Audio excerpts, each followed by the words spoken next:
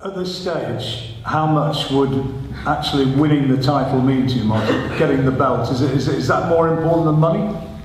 Yeah, definitely. Yeah, you know, there's. I'm from a town called St Helens. It's a well-known boxing town. There's never been a world champion from St Helens. So you know, I want to create a bit of legacy for myself as being the first world champion from St Helens. But it's, you know, obviously there's that part of it, but obviously, of course, it's the money part. I'm in this sport solely for my family, solely to provide a living for myself, my wife and my kids, and that is it. And so obviously, of course, it's about the money.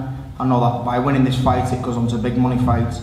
Fights which I've never really had. I've never really been in big money fights. I've had a couple of decent money fights, but nothing big. And I think and I said this in the last press conference, where I've suffered is I've never had a promoter from scratch, from day one, that I've gone all the way through with, that's built me up into these big money fights.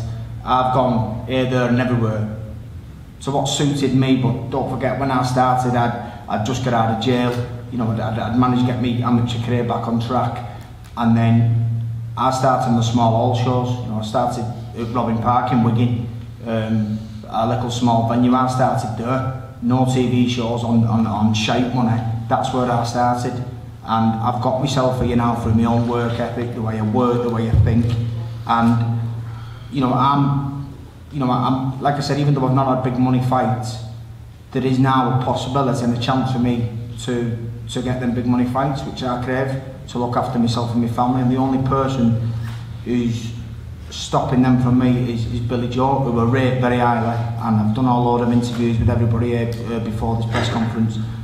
I cannot tell you how much I rate this man. You know, I've said about how tough the fight's going to be on June 23rd. It is going to be extremely tough. What Billy brings is something that I've never dealt with. Similar when I fought Martinez, fair enough, a slick southpaw, but I think Billy brings something that little bit more special, his own take in it. So I know him in for a big fight, and like I said, I've got a lot of respect for him, but the respect was out the window on June 23rd, and Billy is standing in my way of becoming world champion and the big money fight. I'm not going to let that slip for nothing. Jamie, you're here as well, training Martin Murray. You got a strategy for this one? Well, I hope so. That's my job. But yeah, I mean, as Mike just said there, Billy Joe's a phenomenal fighter. I think he's right in what he says about the Sergio Martinez comparison, where he's got a few more strings to his bow. I think he's more awkward, he's more elusive.